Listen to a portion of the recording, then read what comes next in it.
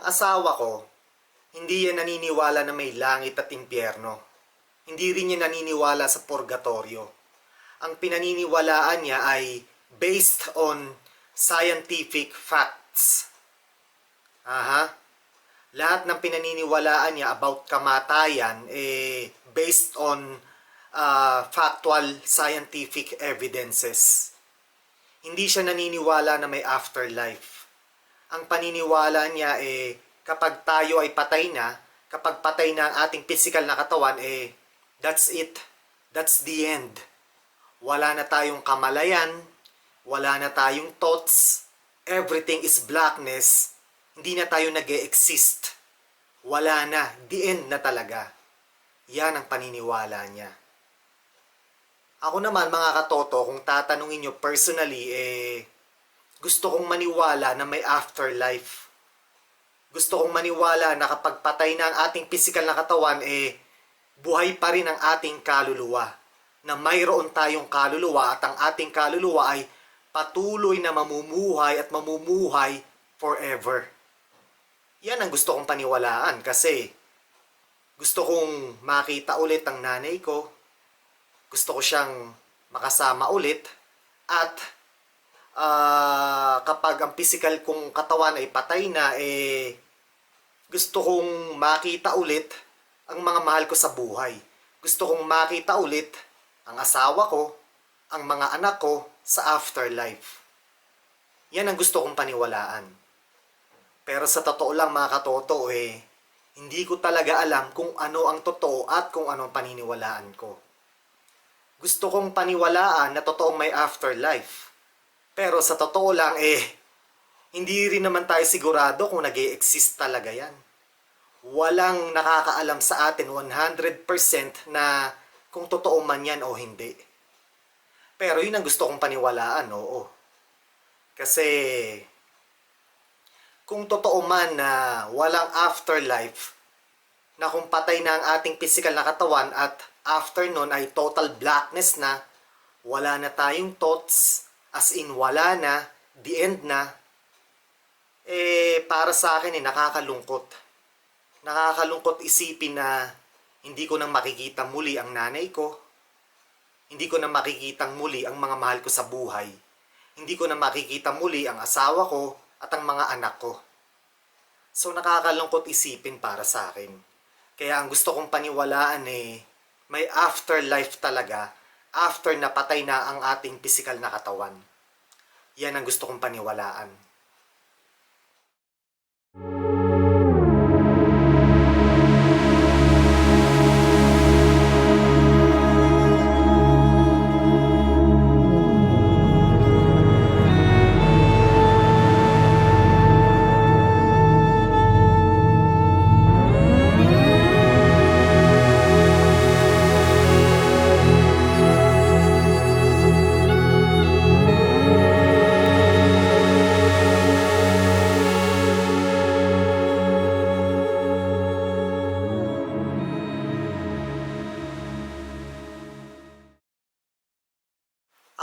Ako I went to a Baptist school, Lutheran school, and then Catholic school.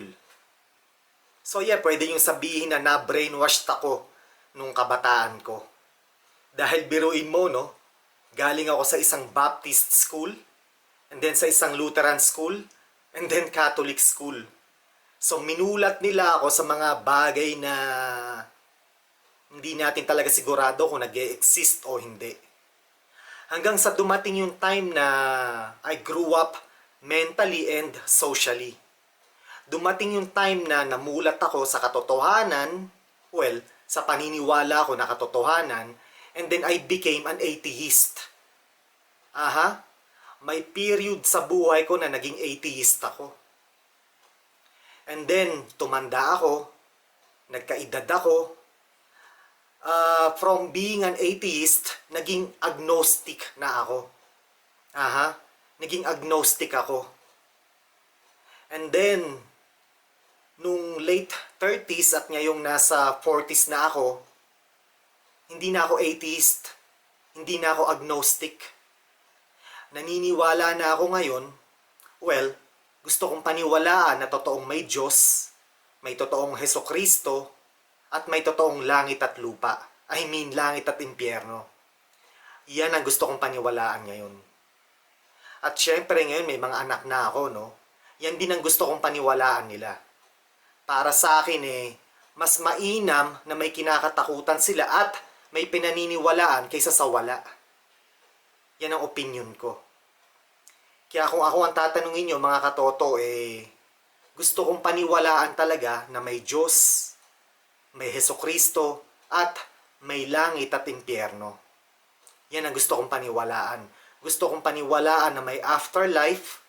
Gusto kong paniwalaan na may impyerno para maging mabuti ako sa mundong to habang nabubuhay ako para hindi ako mapunta sa impyerno. Yan ang gusto kong paniwalaan. Gusto kong paniwalaan na may afterlife at after napatay na ang aking physical na katawan, makakasama ko muli ang aking mga mahal sa buhay in the afterlife. Yan ang gusto kong paniwalaan mga katoto. Ngayon about kamatayan mga katoto. Sa totoo lang ready na akong mamatay. Handa na akong mamatay any day, anytime. Ready na akong mamatay. Natatakot ba ako sa kamatayan? Ang sagot ko ay hindi. Hindi ako natatakot sa kamatayan. Hindi. Actually, pinaghahandaan ko na ang kamatayan. Pinaghahandaan at handa na ako. Kagaya ng sinambit ko, anytime, any day, pwede na akong mamatay. Hindi ako natatakot mamatay. Dahil alam ko na ang mga may iwan kong mahal sa buhay ay magiging okay naman. Ang asawa ko, ang mga anak ko, mabubuhay sila ng maayos at matiwasay kahit wala ako. Financially speaking, mabubuhay sila. Okay sila. Mabubuhay sila kahit wala na ako sa mundong ito. Kaya anytime, any day, pwede na akong mamatay. At kagaya ng sinambit ko, pinaghahandaan ko na at handa na akong mamatay any day, anytime mga katoto. Ngayon nakakalungkot lang talaga isipin kung totoo man talaga na walang afterlife. Dahil kagaya ng sinambit ko kung walang afterlife, hindi ko na makikitang muli ang nanay ko, hindi ko nang makikitang muli ang asawa ko at mga anak ko. So yun para sa akin nakakalungkot yun Pero lahat naman tayo mamamatay Una-una lang yan. Kaya ako mga katoto, handa na akong mamatay anytime, any day. Ngayon, kung totoong may afterlife, mas lalo akong hindi takot mamatay. Dahil alam ko na kapag patay na ang aking pisikal na katawan, tuloy-tuloy pa rin ang buhay ko, tuloy-tuloy pa rin mabubuhay ang aking kaluluwa in the afterlife, kasama ang nanay ko, kasama ang mga mahal ko sa buhay. At in the future, makikita kong muli ang asawa ko at mga anak ko. So mas lalo akong hindi takot mamatay kung totoo mang may afterlife. Alam nyo mga katoto, sa totoo lang, mas nanaisin ko pang mamatay na ngayon.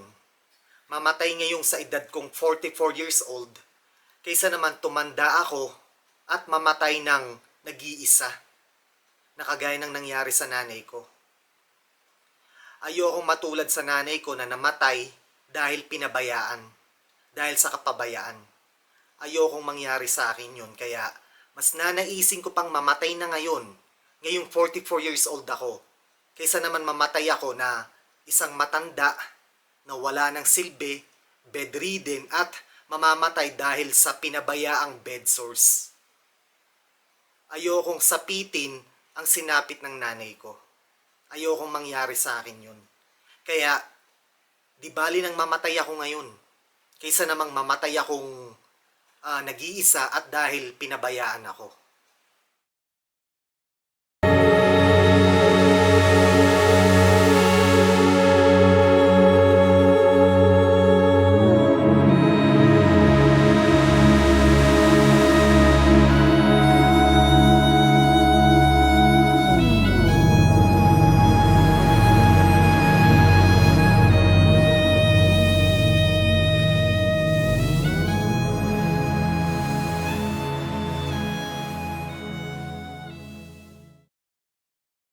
So ulitin ko mga katoto, hindi ako takot mamatay.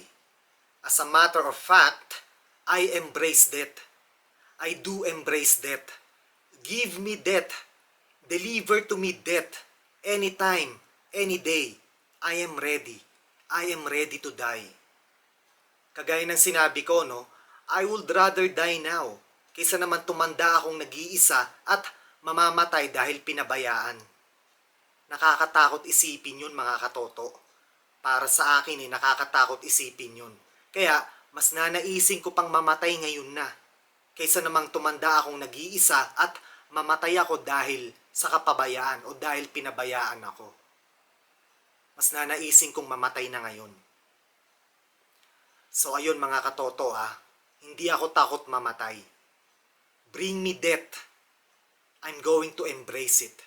I am ready to die anytime, any day.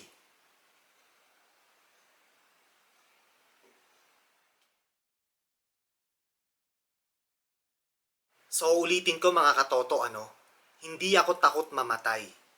As a matter of fact, I embrace death. I do embrace death. Give me death. Deliver to me death. Anytime, any day. I am ready. I am ready to die. Kagaya ng sinabi ko, I would rather die now kaysa naman tumanda akong nag-iisa at mamamatay dahil pinabayaan. Nakakatakot isipin yun mga katoto. Para sa akin nakakatakot isipin yun. Kaya mas nanaisin ko pang mamatay ngayon na kaysa namang tumanda akong nag-iisa at mamatay ako dahil sa kapabayaan o dahil pinabayaan ako. Mas nanaisin kong mamatay na ngayon. So ayun mga katoto hindi ako takot mamatay. Bring me death. I'm going to embrace it. I am ready to die anytime, any day.